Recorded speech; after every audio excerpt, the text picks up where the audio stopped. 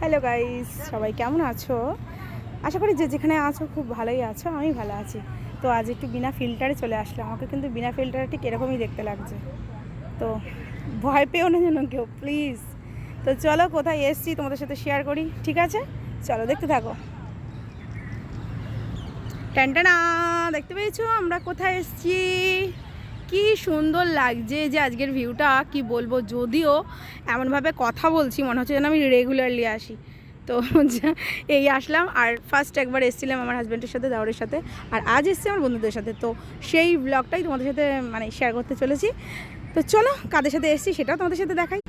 তো যেটা হয়েছে, ভিক্টোরিয়াতে এসছি ওদের সাথে, ওই বন্ধুদের সাথে। ওর হাজব্যান্ড এসছে, ছেলে মেয়ে এসে, সবাইকে দেখে নিয়েছো। আর আসার পথে দেখা হয়ে গেছে আমার এই ক্যামেরা ভাইটার সাথে, বুঝলে। ওর এখানে ফটোশ্যুট ছিল।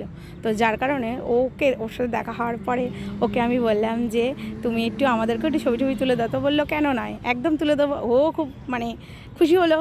ফটো তোলা মানুষ তো, যতই ক্যামেরাম্যান ভাই আছে বা দাদারা আছে, দিদিরা আছে, সবাই কিন্তু ফটো তুলতে ভীষণই ভালোবাসে। তো ও কেন ছাড়বে? তো আমরাও কেন ছাড়বো, আমরাও তো তুলতে ভালোবাসি।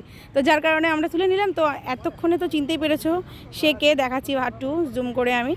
সৈকত ওর নাম। ওর সাথে আমার বিয়ে বাড়িতে পরিচয় হয়েছিল। খুব মিষ্টি একটা ভাই, খুব ভালো ছবি তোলে। তো যাই হোক, কেমন লাগলো আমার এই মিনি ব্লগটা সবাই কমেন্ট করে জানিও। চলো টাটা, দেখা হবে আবার নেক্সট কোনো দিন।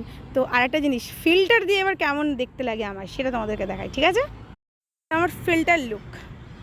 ওকে, তো আমার ভিডিওটা কেমন লাগলো সবাই কিন্তু কমেন্ট করে জানিও।